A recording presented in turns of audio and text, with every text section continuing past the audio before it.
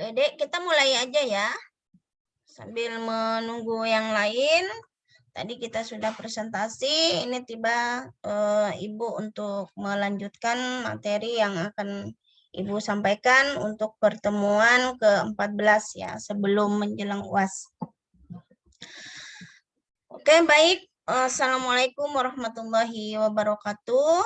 Alhamdulillah pada hari ini kita sudah dipertemukan kembali ya, Dek. Meskipun melalui Zoom, kita dalam kondisi keadaan sehat walafiat. Mudah-mudahan kita semua semangat menghadapi situasi dan kondisi apapun dalam hal kondisi situasi saat ini. Tetap semangat untuk menghadapi UAS ya. Mudah-mudahan kalian sudah mempersiapkan diri sebelumnya. Oke, baik. Di sini Ibu akan bahas terkait bagaimana peran bidan ya, peran bidan di dalam praktek budaya dalam memberikan pelayanan kesehatan khususnya kepada masyarakat dan khususnya kita di dalam memberikan asuhan kebidanan. Nah, bisa kita sampaikan terlebih dahulu, Dek, bahwa di dalam kita memberikan asuhan kebidanan itu kita tidak harus fokus ya memberikan asuhan kebidanan, akan tetapi kita juga memberikan asuhan yang lain terkait untuk meningkatkan derajat kesehatan masyarakat secara utuh ya. Karena apa? Kita dituntut untuk melaksanakan juga program pemerintah. Tidak khusus kita memberikan pelayanan kebidanan saja.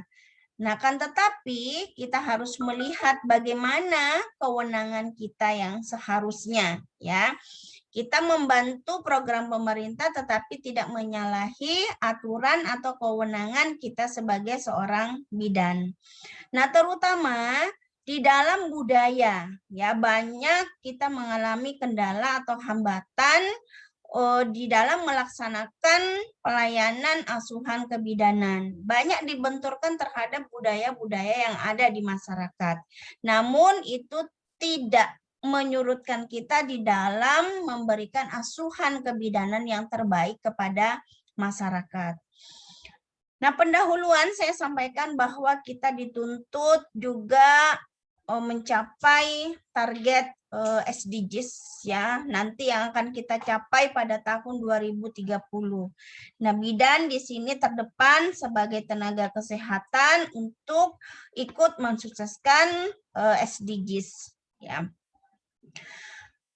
Apa yang harus dilakukan? Ya, kita harus meningkatkan peran kita ya dengan mengkaitkan pelayanan yang bersifat budaya pada masyarakat, yaitu menjadikan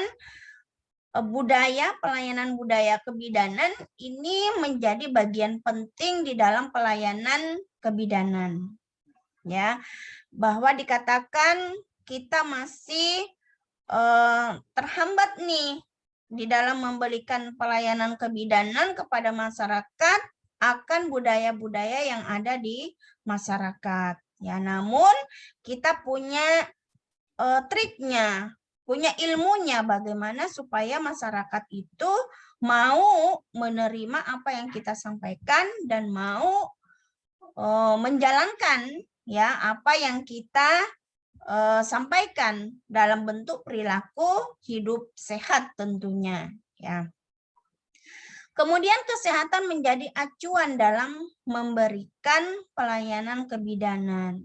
Ya, jadi dalam situasi kondisi saat ini juga, Dek, bahwa kalau tentunya kalian sudah banyak membaca atau menyimak beberapa berita yang terjadi kasus nyata ibu hamil dengan COVID gitu ya. Nah, di sini seorang bidan diberikan batas kewenangan ya, jadi tidak boleh melakukan pelayanan terhadap ibu hamil dengan COVID.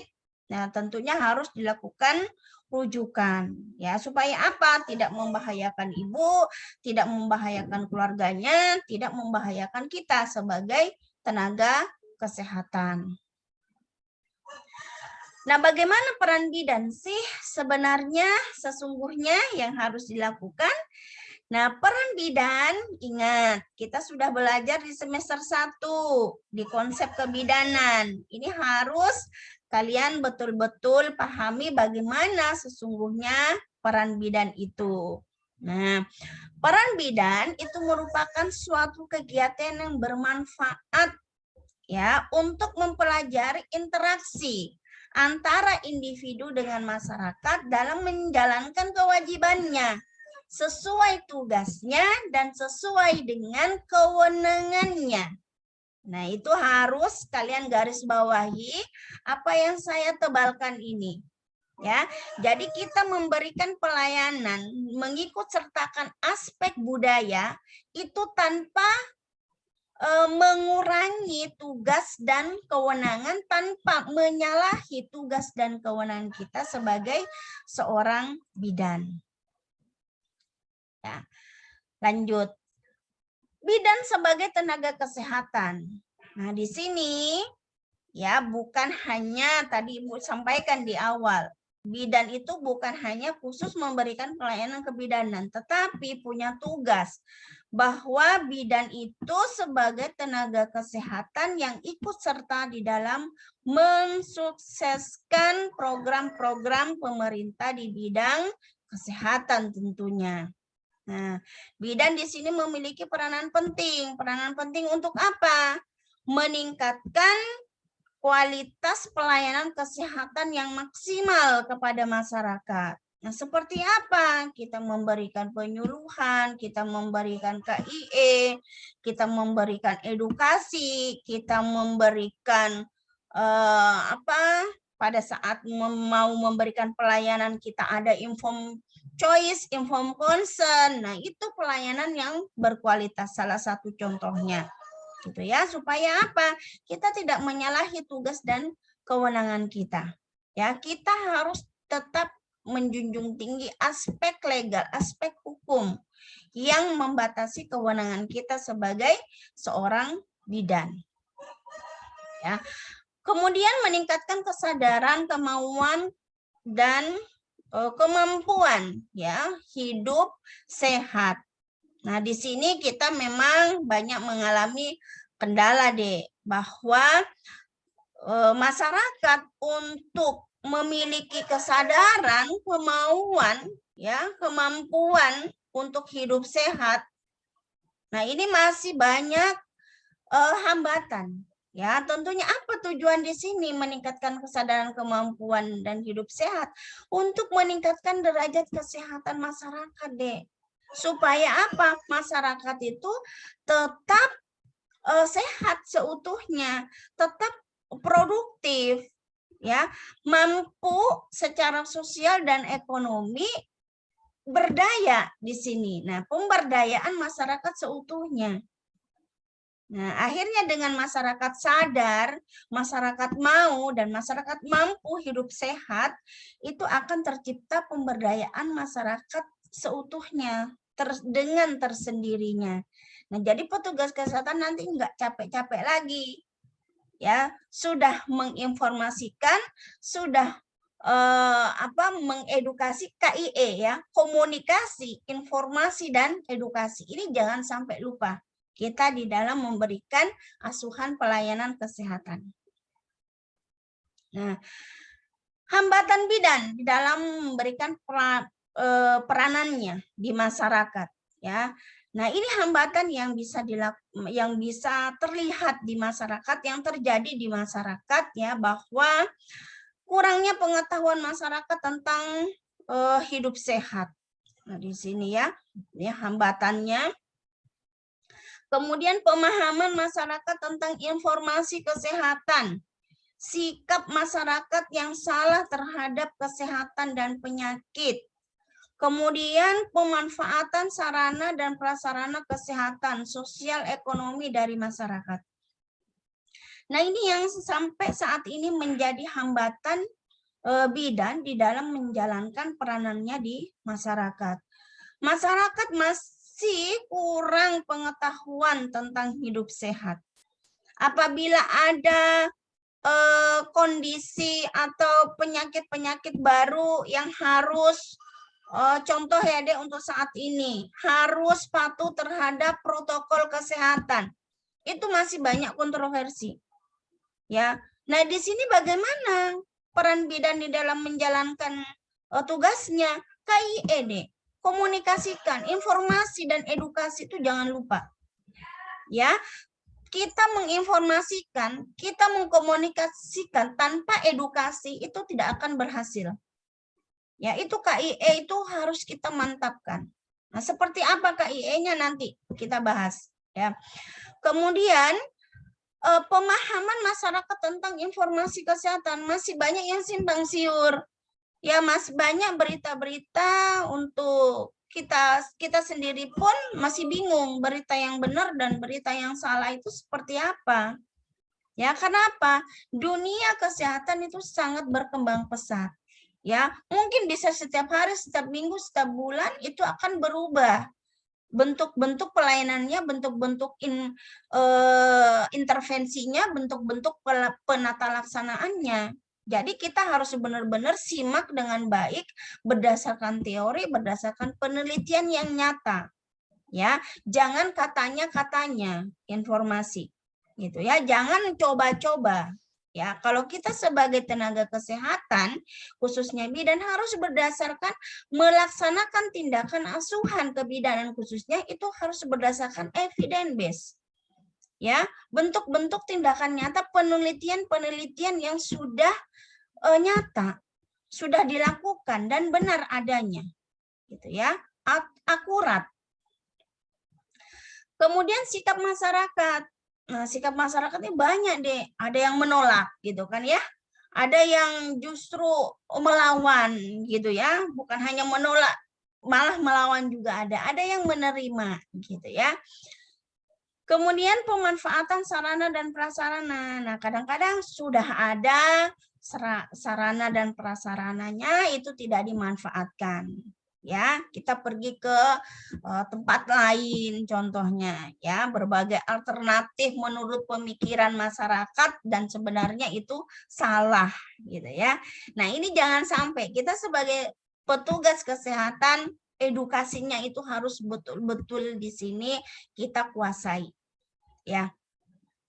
Kemudian sosial ekonomi dan masyarakat. Nah, sosial ekonomi dan masyarakat ya tentunya kita harus memahami kondisi masyarakat saat ini, kondisi masyarakat yang sebenarnya itu seperti apa terkait sosial ekonominya. Gitu ya, jangan kita memaksakan. Ya. Oke, bagaimana mengatasi hambatan tersebut? Nah, ini saya sampaikan di sini. Ya, bahwa ya, ingat, kita sudah belajar lagi waktu semester 1, peran bidan itu harus ditingkatkan. Dalam hal apa? Ya, di sini dalam hal komunikasinya. Ya, dalam hal komunikasinya di sini. Ya, jangan sampai nanti bidan ya dalam hal komunikasi itu tidak terjalin dengan baik. Ya. Nah, artinya sebagai komunikator itu seorang bidan itu harus mampu mengkomunikasikan informasi dengan baik dan jelas. Ya, supaya apa? Materi atau pesan yang mau kita sampaikan itu betul-betul bisa diterima oleh masyarakat. Kemudian selain komunikator itu sebagai motivator.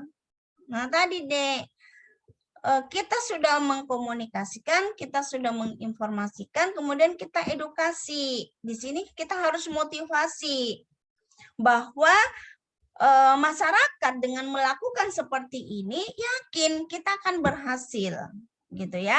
Contoh saat ini kita war-war kepada masyarakat. Masyarakat kalau semuanya tertib terhadap protokol kesehatan, kita akan mampu menekan wabah yang terjadi saat ini. Nah, itu harus ada edukasinya yang betul-betul disampaikan, harus meyakinkan di sini. Nah, kemudian sebagai fasilitator ya kita harus memfasilitasi.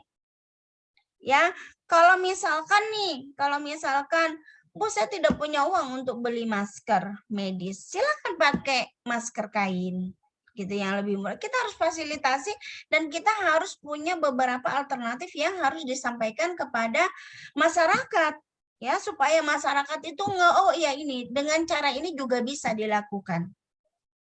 Gitu ya. Kemudian sebagai konselor. Nah, konselornya harus lengkap deh tadi KIE, komunikasinya, informasi dan edukasinya.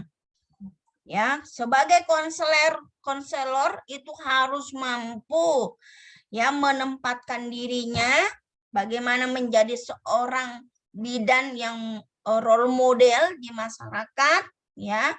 Jangan sampai nanti kalian memberikan informasi kepada bidan begini kepada masyarakat begini-begini tetapi kalian tidak melakukannya. Nah, di sini peran bidan itu dituntut yang pertama kita harus sebagai role model dulu yang baik. Ya, jangan sampai kalian woro-woro kepada masyarakat pakai masker tapi kalian nggak pakai masker. Jangan sampai woro-woro kita kepada masyarakat harus cuci tangan tapi kita nggak cuci tangan. Gitu ya, itu maksud Ibu. Nah, peran bidan di sini sangat berat. Ya, tetapi kalau kita lakukan dengan baik itu masyarakat akan mau mengikuti apa yang kita informasikan. Ya, dengan apa? Dengan edukasi tadi. Nah, selain teori yang sudah kita sampaikan ya, kita lakukan kepada masyarakat ya, kemudian kita praktekkan dengan sesungguhnya dan masyarakat mau. Nah, ini bagaimana deh cara kita meningkatkan lebih lagi masyarakat untuk hidup lebih sehat lagi dengan adanya tadi katanya fasilitas, kemudian adanya sosial ekonomi yang masih rendah. Nah, kita juga harus ada beberapa alternatif atau strategi pelayanan yang kita lakukan gitu ya. Contohnya ya ini sesuai dengan visi misi kita ya Dek di S1 Kebidanan bahwa nanti ke depan kita bukan hanya fokus ke asuhan pelayanan kebidanan yang secara khusus ya. Mulai memberikan asuhan mulai dari prahamil sampai dengan menopause gitu ya dengan tindakan-tindakan kebidanan ya. Tetapi ya untuk membantu masyarakat supaya ini kita budaya masuk di dalam memberikan asuhan kan kita banyak hambatan nih. Oh enggak ibu hamil nggak boleh begini, nggak boleh makan ini, nggak boleh makan itu. Nah ini kita ada strateginya.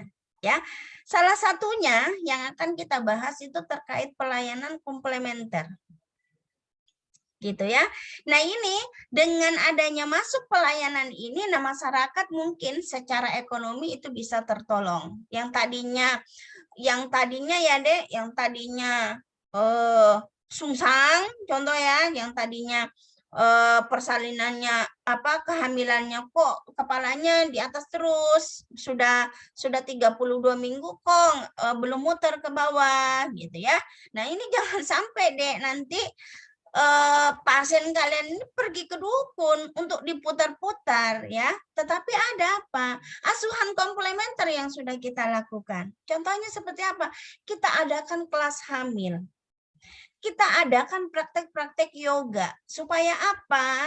Gitu ya. Supaya apa? Terjadi gravitasi tersendiri bayi itu muter dengan sendirinya ya dengan praktek-praktek nyata yang sudah dilakukan penelitian dalam pelayanan komplementer ini. Gitu ya. Nanti kalian akan diajarkan, nanti kalian akan dilatih nanti pada semester akhir akademik. Gitu ya. Kemudian lagi pada ibu hamil, kok seringnya mengalami pusing-pusing dan segala macam gitu ya. ternyata ada tekniknya, teknik akupuntur contoh ya kan. Kalau hamil itu gejala kucing kening gitu ya, tanda-tanda kehamilan, kemudian mual muntah dan ada di sini. Pakai aromaterapi gitu ya, pakai terapi-terapi yang bisa kita lakukan, yang bisa dilakukan oleh ibu sendiri tanpa banyak biaya yang dikeluarkan, gitu ya. Kemudian peran bidan kaitannya dengan asuhan komplementer. Asuhan kebidanan dilaksanakan dengan mengkombinasikan pelayanan kebidanan konvensional dan komplementer serta telah menjadi bagian penting dari praktek kebidanan. Artinya begini, Dek. Tetap ya kita memberikan pelayanan kepada ibu hamil, ya tetap dia mengkonsumsi tablet FE ya selama 1 bulan contoh ya, karena dia anemia ya, atau memang kan sudah rutin diberikan tablet FE selama kehamilan ya untuk mencegah anemia. Nah, selain itu apa yang dilakukan ya untuk praktek-praktek komplementernya, tetap itu dilakukan tanpa jangan sampai nanti kita melakukan komplementer, kita menghilangkan program-program yang sudah ditetapkan oleh pemerintah. Nah, komplementer ini adalah salah satu iringan asuhan untuk ibu hamil ini udah sehat, jadi semakin sehat gitu ya. Oke, pelayanan kebidanan merupakan bagian integral dari sistem pelayanan kesehatan ya. Jelas ya di sini. Kemudian pelayanan komplementer adalah bagian dari asuhan pelayanan kebidanan. Nah, ini sudah diatur, ada deh di sini Kepmenkes ya, sudah diatur dari tahun 2007 sebenarnya, sudah lama itu sebenarnya, cuman baru 5 tahun terakhir ini ya komplementer itu sangat dikembangkan. Nanti kalian akan ketemu sama ibu di materi pelayanan komplementer ya, nanti di semester 4 itu nanti. Oke, baik, ini definisi pengobatan komplementer dan alternatif itu apa sih sebenarnya gitu ya. Nah, ini kalau pengobatan non-konvensional yang ditujukan untuk meningkatkan derajat kesehatan masyarakat melalui promotif, preventif, kuratif, dan rehabilitatif. Nah, ini sebagaimana yang tertuang di Kepmenkes RI. Pelayanan kebidanan komplementer itu sendiri apa? Pilihan untuk mengurangi intervensi medis saat hamil, melahirkan, termasuk perawatan nifas, bayi baru lahir, dan balita. Nah, apa deh untuk meningkatkan derajat kesehatannya tadi ya, untuk promotif, preventif, dan rehabilitatif, itu apa yang dilakukan untuk preventifnya? Ya, baby spa, gitu ya, yoga, gitu ya, kemudian pijat perineum. Nah, banyak di asuhan-asuhan komplementer ini yang dilakukan. Nah, di sini dengan adanya beberapa penelitian dikembangkan bahwa ternyata dengan melakukan praktek-praktek komplementer, ibunya itu lebih nyaman ya. Secara budaya ini masuk deh, gitu ya. Nah, ini adalah merupakan salah satu strategi untuk bagaimana peran bidan itu untuk mencegah hambatan-hambatan yang terjadi secara budaya di dalam memberikan asuhan kebidanan. Ya, asuhan komplementer ini adalah salah satu strategi yang dilakukan oleh bidan. Nah, kesimpulannya bahwa sebagai seorang bidan harus selalu berusaha integrasikan ya bahwa komunikasi yang baik dan efektif kepada masyarakat itu adalah bagaimana kita memahami sosial budaya di dalam memberikan asuhan pelayanan kepada masyarakat dan tidak boleh memaksakan kehendak masyarakat. Ya, di Indonesia itu merupakan negara yang memiliki potensi besar di dalam mengembangkan ilmu kesehatan ya, sehingga berbagai pelayanan kesehatan tradisional itu menjadi pelengkap dalam layanan kesehatan. Nah, kira-kira itu deh yang bisa saya sampaikan. Terima kasih untuk kita semua, sehat untuk kita semua. Jika ada pertanyaan, silahkan ditanyakan. Monggo silakan. Mungkin satu pertanyaan ya, tadi sudah 2 pertanyaan disampaikan pada saat kita diskusi kelompok. Mungkin satu aja ya. Silakan, Dek. Yang ingin ditanyakan.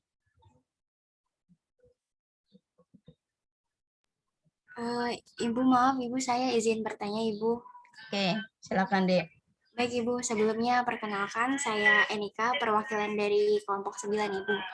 Ya. Izin bertanya Ibu, apakah peran bidan sekarang ini banyak sekali mengalami hambatan Ibu dalam masyarakat, terutama kan sekarang itu kan era digital ya Ibu, kita kenal dengan 4.0 seperti itu Ibu. Terima kasih. Iya, jelas ya Dek. Ada hambatan yang dihadapi tentunya ya. Nah, namun dengan kita menghadapi era digital ya 4.0 ya, tetapi kita tidak mengurangi semangat kita di dalam memberikan asuhan. Contohnya apa?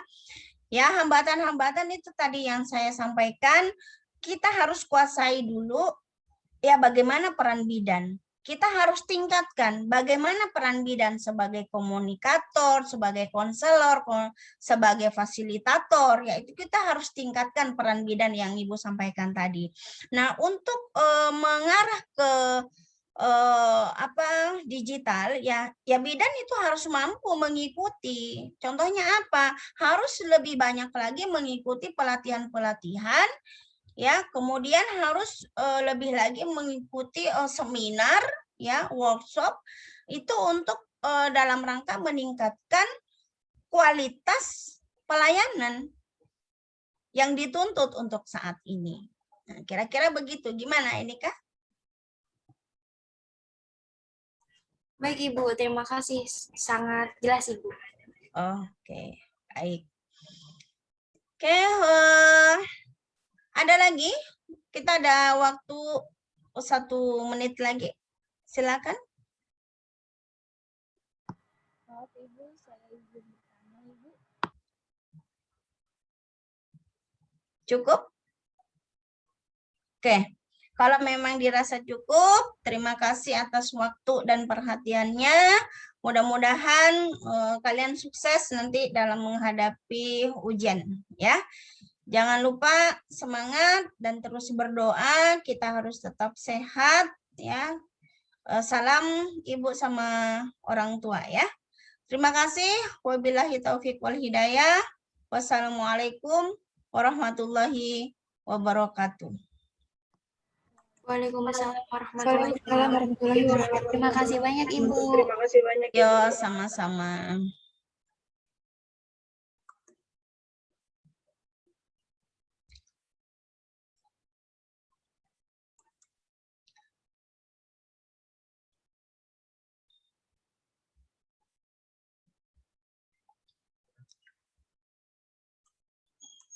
Oke, Ibu, stop screen ya.